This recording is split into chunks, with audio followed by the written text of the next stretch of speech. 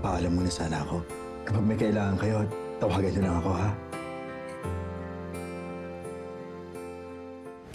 Nandito kami to make a deal. Anong gagawin niyo? Ipapakansel niyo ang TRO? Kung bakit mo ginawa yun nang hindi mo man lang sinasabi sa amin? Eh, yun na lang kasi yung naisip kong way para matahimik tayong lahat. O paano si nanay? Eh di ba siya nag-file ng restraining order na yan? O alam ba niya? Hindi. Medyo sumasakit yung ulo ko eh. Magsi-CR lang ako. Hintayin mo na lang ako. Ang bango naman yung niluluto mo, Bonso. Nagsikin sopas. Sinarapan ko po talaga para kila nanay. Miss, patingnan lang kung nasa loob yung asawa ko. May sakit kasi siya eh. Tagal naman nila. Tagal na eh. Ay sir, wala pong pelma sa loob.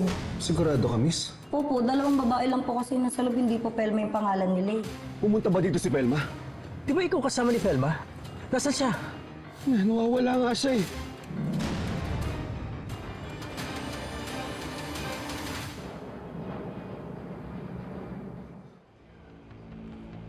Pelma? Pelma! Kailangan namin siya makita agad, guard.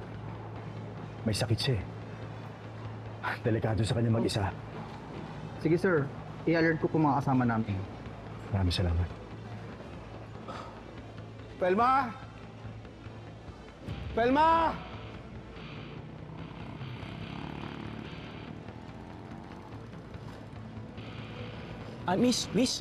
Miss, may nakita ho ba kayong ganito itsura ng babae?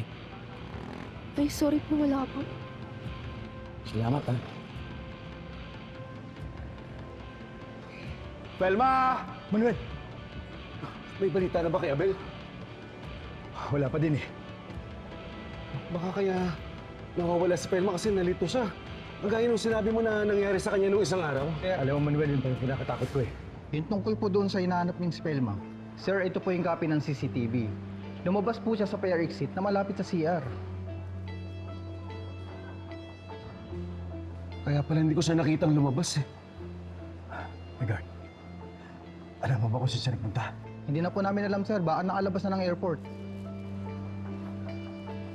Salamat, guard. Salamat po.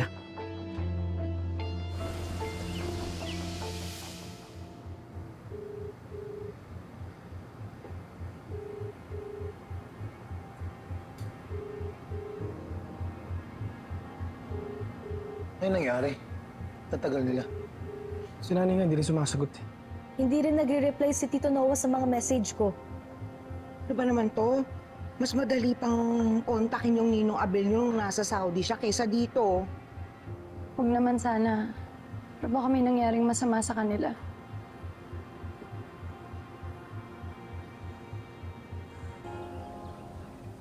Ano pare? Wala? Wala eh, nagtanong-tanong na nga rin ako eh. Eto nga, si Pas, ang dami ng message sa akin. Nasaan na raw tayo? Hinahanap na tayo ng mga bata. Manuel, sabihin na kaya natin sa mga bata para matulungan nila tayo. Pero ang gusto sana ni Pelma, siya mismo magsasabi sa mga bata tungkol doon sa kondisyon niya. Alam ko. Pero ang importante ngayon, mahanap natin si Felma.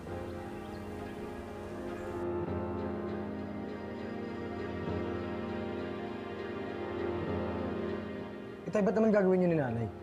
Oo nga. Alam naman ni nanay na nag-worry tayong lahat nung umalis siya nang walang paalam. Anak, hindi ko rin nga alam eh. Basta magtulungan na lang tayo para mahanap natin siya kaagad. Sige po, makikipag-coordinate na ako sa mga polis. Magpo-post na rin ako online.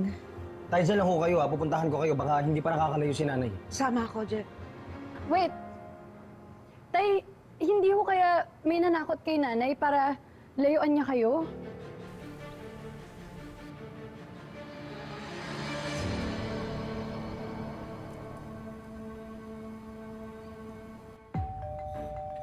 Pelma! Sandali! Ano ba yan? Kumaka-doorbell! Sandali lang! Ano ba? Sandali! Ano ba yun? Nasa si Pelma! Manuel? Manuel, Nasaan si ano ba? Pelma? Ay! Sandali! Uy! Sandali lang! Pelma! Manuel! Saglit! Pelma! Manuel, wala siya dito! Ano ba sinasabi mo?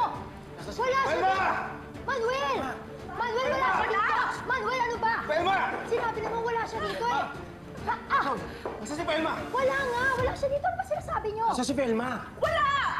Oh, wala di ba? Oo, wala. Friend, don't tell me umabot ka na sa kidnap. Ano? Ano pinagsasabi mo? Wala. Sila, sinungaling ka eh! Nasaan si Velma? Nasaan siya? Taon mo ako! Bakit ba dito mo hinahanap? Di ba kayo magkasama? Baka kasama si Noah? Siguro na-realize niya, mas may pakinabang siya sa lalaking yun kesa sa'yo. Hindi niya kasama si Noah. Oh, eh baka nasa bahay niya, sa impyerno. Bumalik na siya doon. Oy, Hazel, ikaw may bahay doon, hindi si Pelma. Abel, ano ba? Gatong talaga? Velma! Ano ba? Velma! Wala nga siya dito. Tigilan mo na nga, Manuel! Ano ba? Anong expect mo, ha? Kikidnapin ko siya pagkatapos itatago ko dito? Lagi ka na lang ganyan, Manuel. Lagi mo ako pinagbibintangan. Wala ka namang prueba. Sino ba pagbibintangan ko? Ikaw lang naman gagawa ng masama kay Velma! Hindi mo ba naisip? Baka kaya nawawala si Felma, sinasadya niya yun. Kasi gusto lang niyang lumayo sa'yo. Manuel, pwede ba makinig ka sa akin?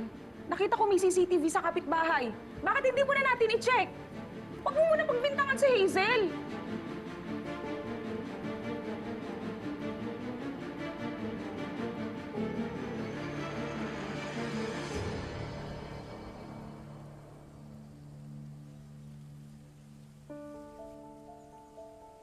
From this morning to.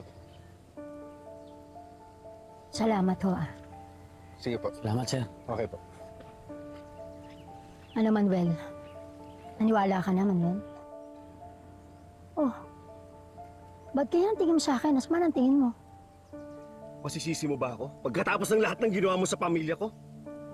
Nagawa ko lang lahat ng yan para ipaglaban ang pamilya ko, Manuel. Yan ang hirap sa'yo, eh. Hindi mo nakikita yon. Pero paghihirap ni Felma, nakikita mo. Lahat ng sakripisyo ko. Na-ospital ako, muntik na ako makulong, pero wala kang pakialam. Kasi nakikita mo lang si Felma.